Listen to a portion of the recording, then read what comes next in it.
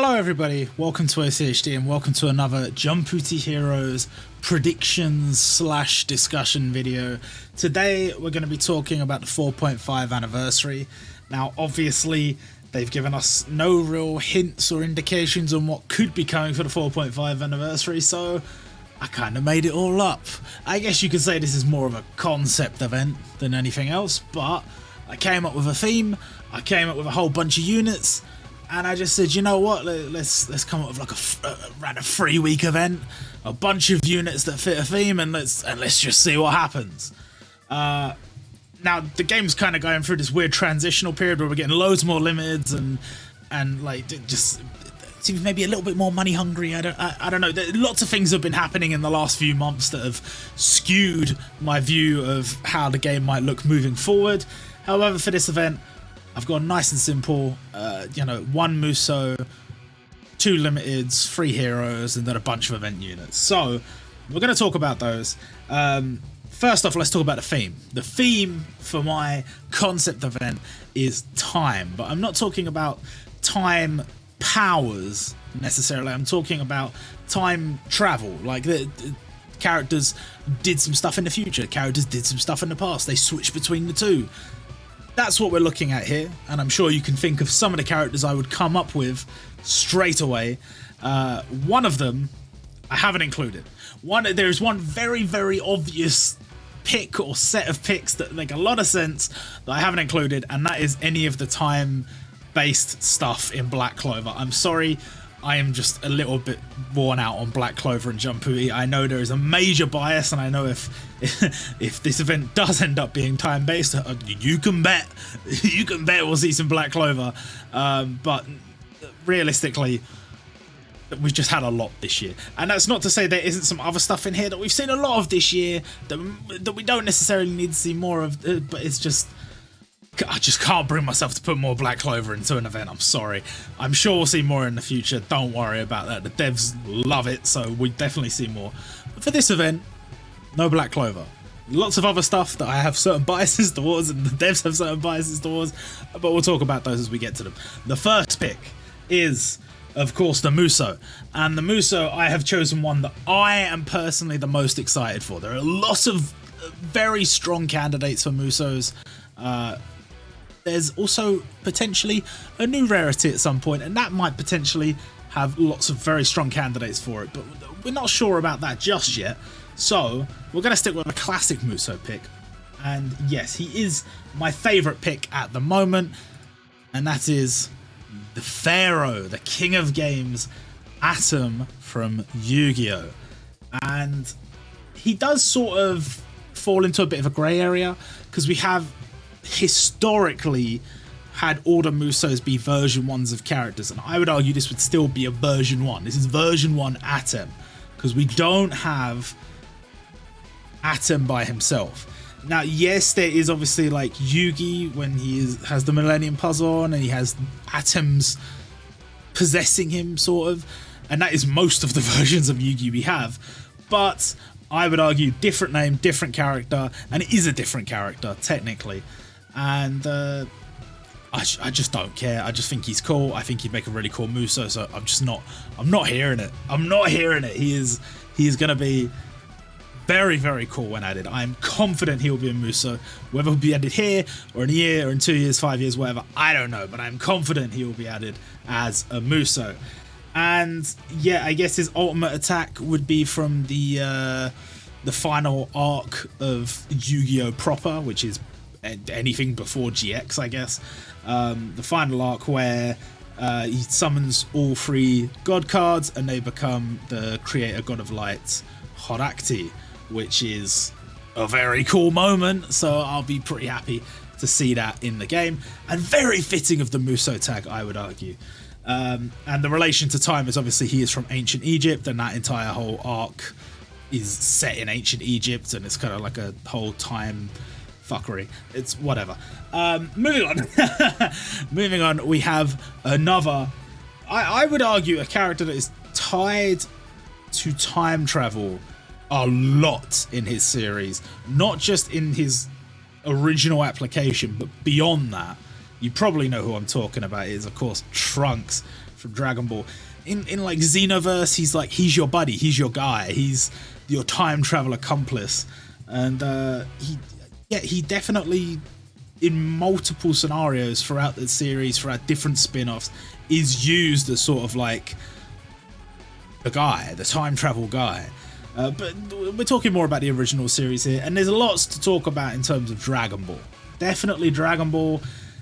There is still lots of stuff that can be added. Arguably, some of the arcs, it's a lot trickier to, you know, specifically select a whole arc that you could do a feature festival on, because, like, for example, Saiyan Saga, there might be a couple of characters you could add, like Raditz or whatever, but there's not enough for another whole feature festival. You know, same with probably Namek. Like, I don't know, Cell Saga, debatable. Really, I would say the only one that's like clear, like you could easily make a full feature festival, is like the classic magical adventure OG era Dragon Ball. Everything after that is a bit tougher, and yes, you could get into stuff outside the original manga.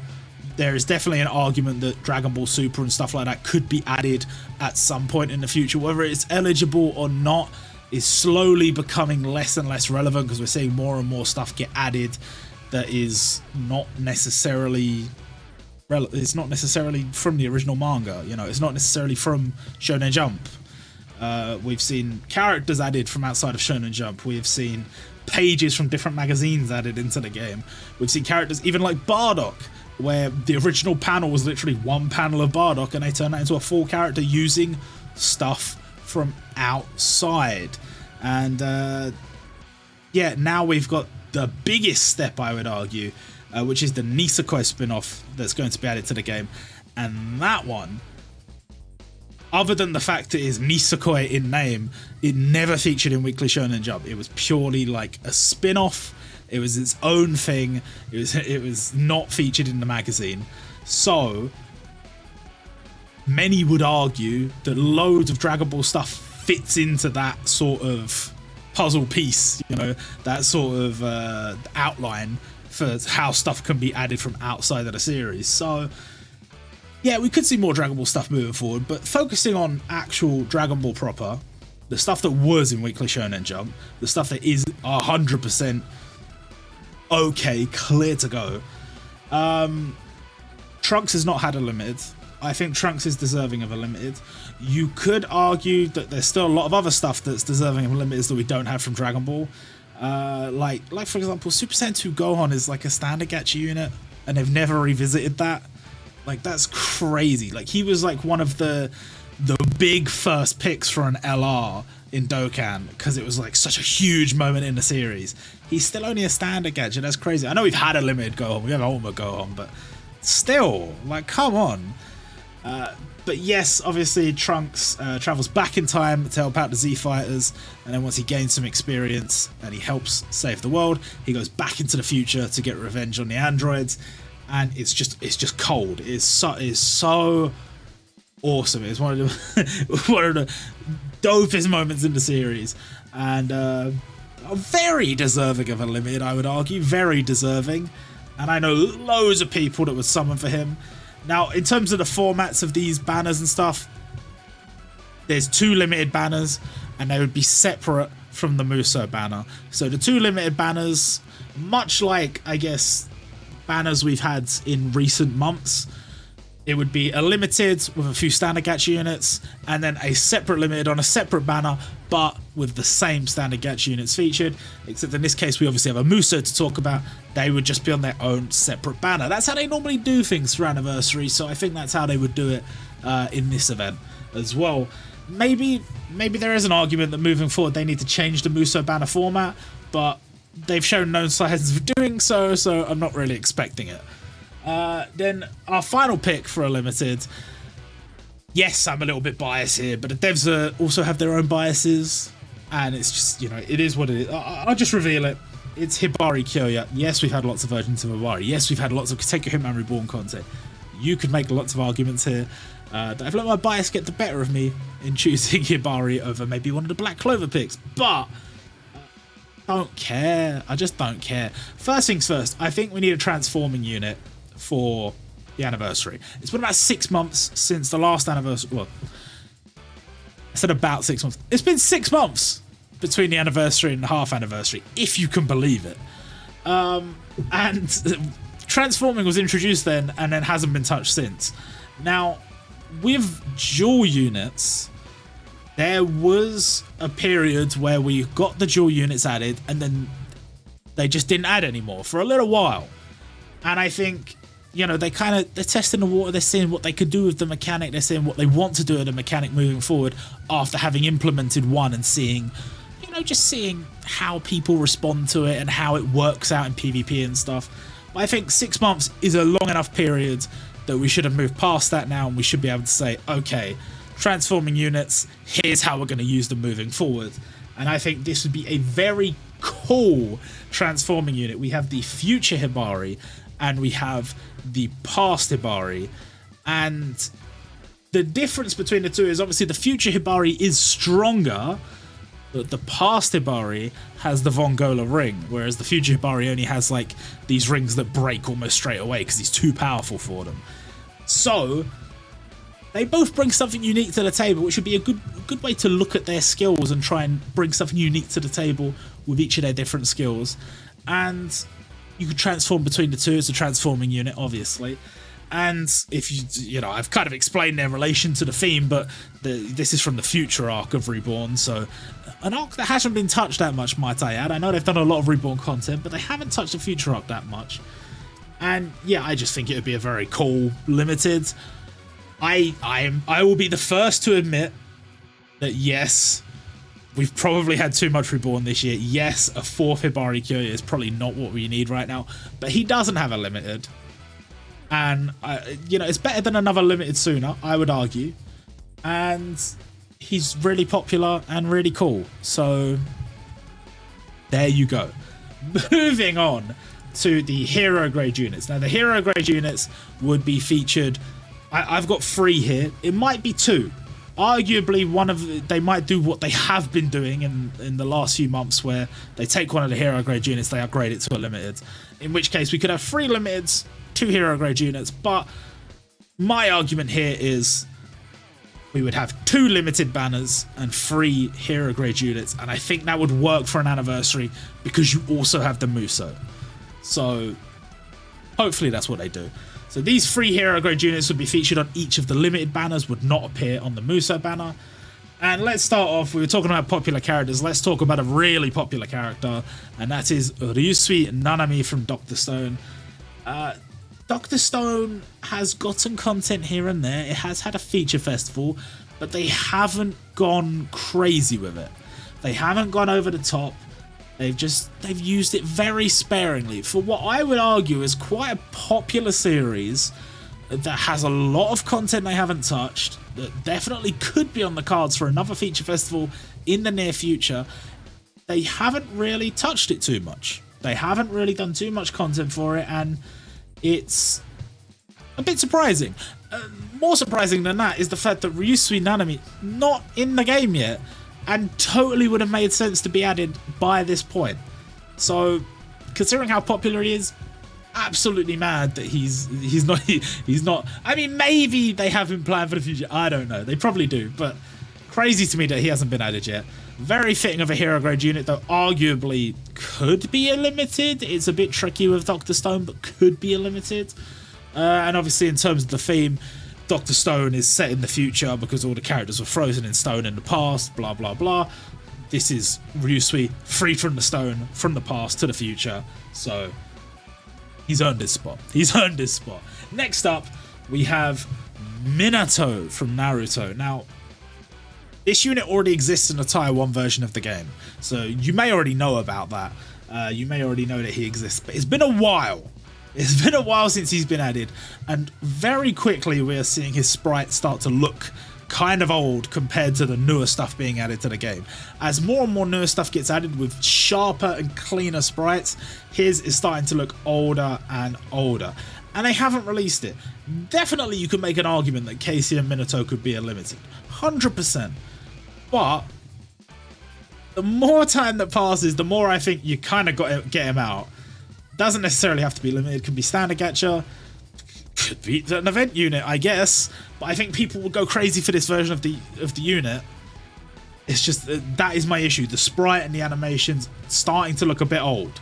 So you've got to get him out soon. And I think a hero grid unit's fine. If he's part of a banner where there's a bunch of other stuff going on, people aren't going to care too much. So yes, I think definitely add him. In terms of relation to the theme, we're relating everyone back to the theme here. He is sort of reinforcements from the past, because he's dead, he's gone, and he gets revived and comes and helps out his son. So coming from the past to the future to help out. Yes, please add him. just get this unit out, please. Then next up we have Kabuto Kirisaki from Siren. Siren, the whole premise of the story is that the characters, the main group of protagonists, get teleported to the future, and they see how messed up everything is in the future, and they have to go back in time and make changes to try and make sure that the future doesn't actually end up like that, to try and fix the future. But they also have to go to the future and fix the future as well. So lots of time travel shenanigans going on, and he is a character that I would argue probably should have appeared in the first Siren Feature Festival, the only Siren Feature Festival. And will there be another feature festival for that in the future? Who can say? Arguably, there's plenty of content to work with, but is it popular enough? I don't know. But I'm going to assume that no, maybe we won't see one in the future. Maybe they'll move on to other stuff, but they've left it open. They've left the door open. Lots of content that could be made into another feature festival. But Kabuto, in my opinion, should have been part of the first batch, and he feels at home with the first batch of characters. So I make the argument that if he is added here, he still feels like he's part of that first batch. He was added during the same year as that first batch. So works for me anyway. Maybe not for everybody, but it works for me. And I would very much like to see him added to the game. And I think I've made a pretty cold lineup of gacha units. I think a lot of people will be excited to summon on those. Moving on to the event units. Now this first set, I've got 3 sets here of event units. The first set are units related specifically to the Limited and Muso gacha. So the first one is Bandit King Bakura, who obviously relates specifically to the Atem that we have got. And it's a bit, the things don't line up exactly, because you know, the version of Atem we'd be getting arguably wouldn't specifically be countering Bandit King Bakura, but you know how it is. Doesn't really matter with this game. But if you wanted to get all technical with it, you could, instead of having him fight Bakura, you could have him fight Zork Necrophodes, or however you say it, and that could drop Bakura. It'll still be fine. So I don't think people are going to complain about that too much. And I just think it would be really cool to see him. We only have one version of Bakura so far, and technically this isn't a different version of Bakura, this is a different Bakura from a different time period. But nonetheless, would be very cool to see him added. One of the more important characters in Yu-Gi-Oh! There are other little bits and pieces from this arc that you could add, but this is the most important thing to add, I think. The Muso and Bandit King Bakura. Then next up we have Androids 17 and 18. This one's obvious, but I think it'd be very cool to see them added as a dual unit. We already have the 2 units separately.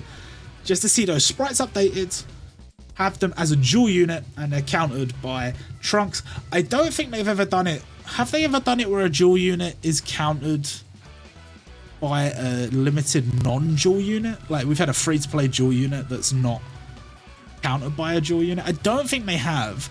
We have had dual unit free-to-play units before, but I don't think they've ever not been countered by a dual unit. But this would be one of those occasions where it 100% makes sense. Like, you can't, the Trunks versus these two 100% makes sense. Yes, you could argue that that's a lot of effort to put into the event unit that they're not necessarily putting into the limited, but come on, it makes sense, guys. It makes sense. And then the final pick from this set is Genkishi, obviously countered by the 2 versions of Hibari, which we have turned into one transforming unit. And there is maybe an argument that we could get another Genkishi later from a bit further along in the arc. 2 different times, I would argue, you could get a different version of him. I'm not really bothered about that. Like, there's so much from the future art that's not touched, and that's not really something I'm focusing on. This, just getting one Genkishi, that's fine for me. And this is the version we've got. So let's work with that for now. Now, let's move on to campaign type units, units that relate to the actual event and the storyline of the event. We will have some characters that are more like transcendent class units and stuff like that, which I'll talk about in just a second. But these are more units and stuff that relate to how we progress through the story of this event. In this case, it's sort of like a Jumputi time crisis. And so I have decided, you know what makes a lot of sense is to have an incompetent doctor being the cause for this time crisis. So we have the Time Slipper from Dr. Slump, and the Time Slipper, if you don't know, is a machine that lets you travel through time. Pretty simple, but it's been made by Senbei Norimaki, who is, well, it's Dr. Slump. The story is called Dr. Slump. This is Dr. Slump. Now, the Time Slipper being the cause of all of this, I think works. You know, I put event there, but obviously this would be like a legend summon. It wouldn't be an actual event unit. And I think having this legend summon available as like one of the early events during the celebration, and then you work towards leveling it up through missions or whatever, getting all the books you need to level it up, and then maybe the final part of that could be a unity battle. And the unity battle could be, instead of just one enemy, you could have multiple enemies that you fight through multiple different time periods, because obviously it is like a time crisis. And then one of the final rewards for that unity battle could be Senbei Norimaki himself. Would be very cool. Very weird that we don't have him already. I know he does exist in the game as a legend summon, but very weird to me that he hasn't been added to the game yet. So it'd be very cool to see him. It would be very cool to see that legend summon. And I think that would be a great way to tie all these units together. This is the reason why we're having this time crisis, why all these characters from different time periods are fighting each other, whatever. Would be very nice. And the other event type unit, special type campaign unit thing, is Yugi Muto from Yu-Gi-Oh! This is obviously actual Yugi, not the Pharaoh, and plays a big role in the final arc, having him and Atem separate, not together. And I think it would be very cool to see him added as sort of a campaign style unit. You maybe get one copy at the start of the event for free, but then you gotta work to get the other units, not necessarily through missions, but maybe through doing certain things, clearing certain stages. And then I think to finish it all off, they normally do it where these campaign style units have an aura costume. They did it with like Ryoma not that long ago. Having an aura costume for him that you get from fighting Atem, and that could be the final storyline of the event. You can have Yugi versus Atem, and that's how you get the aura costume for Yugi, and that would finish off all the campaigns. That would be very cool. I'd be very happy with that. And then I've added in just 3 more units, and these are just sort of transcendent class events. I'm not going to say throwaway events. They're not throwaway events, but they're like just, you know, units that are related to the theme, but maybe not necessarily things you'd be super excited about. To start things off, let's get the one out of the way that I think people would have the most problem with, and that is Kazuki Momonosuke. One Piece is in a weird place in Jumputi because Wano went on for so long. Wano, I think, I mean, correct me if I'm wrong, Wano pretty much was going on throughout Jumputi's life cycle. Jumputi's been about for 5 years. How long was Wano? I'm not sure. Maybe Wano started shortly after Jumputi did. I don't know. But the important thing is, this arc's been going on for so long. It's all the devs can really look at. Because, I mean, there's a sort of recency bias, but there's also elements like, you know, how do we go back and release like these older units and make them better than these newer units in the story? You can do that, but it doesn't necessarily make sense in terms of trying to get people to summon for it. So it's tricky. But I think having Momonosuke here, I'm sure he'll get a version 2 at some point, but having a version 1 as just a throwaway event unit makes a lot of sense. He fits the theme because he had to travel 20 years into the future in order to get revenge for his clan. And I don't know, I think he's a nice addition from One Piece purely because he's a new character. I can accept that One Piece gets a lot of attention, but I am so fed up with the amount of version 2s they're getting. So at least choose a new character, and this would be a new character, so I think it would be fine. You could arguably also add in Kazuki Hiyori, or Komurasaki is the other name, as she has already been made for the Taiwan version, but I already had too many event units here and I didn't know how she'd fit in, so left that for now. But you could definitely make an argument for promoting Kazuki Momonosuke to like a boost gacha unit or something like that, and then having Hiyori as the event unit or whatever. Not that interesting to me, but I'm sure some people would be interested in seeing that. Next up, we have Mafuyu Kirizu. Now, we already have 2 versions of Kirizu Sensei, plus we have her sister, which I know it's a different character, but in terms of the sprites, they look quite similar. But we have a limited version, we have a hero version, we do not have an event version. I know this is another V2, I know I'm going on about, you know, we're doing too many V2s or V3s or whatever, but she is the most popular character in the series. This is a drastically different version of the character because it's from, I wouldn't even call it a flashback, because technically the way the story is set up, it heavily suggests that the protagonist actually travels back in time. Whether he did or not, that's up to your interpretation, but it is heavily implied that he literally traveled through time in a series that is not supposed to have any sort of superpowers or anything, although there are like ghosts in it.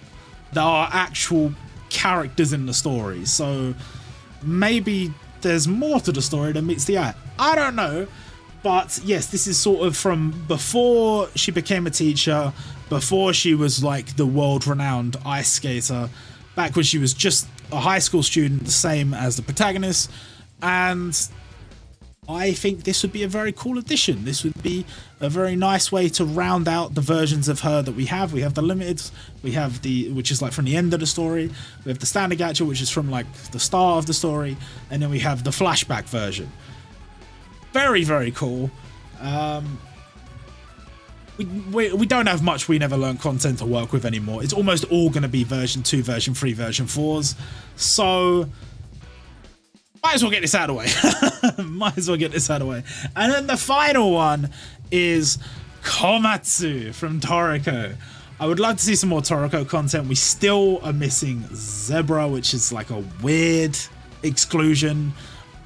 He'd actually have, I would say if you were taking bets, he'd have pretty good odds coming in for this upcoming anniversary, purely because they love to do Toriko stuff around anniversaries for some reason. In recent anniversaries that we've seen anyway.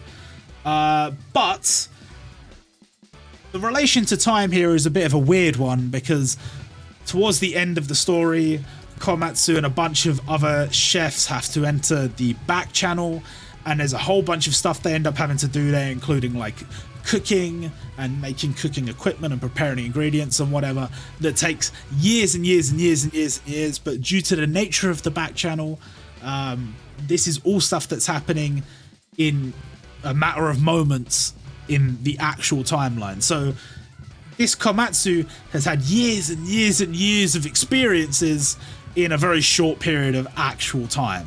And then he gets to come out of the back channel and reunite with Toriko with all these new experiences that he's learned, all these different things that he's cooked and different skills that he's gained.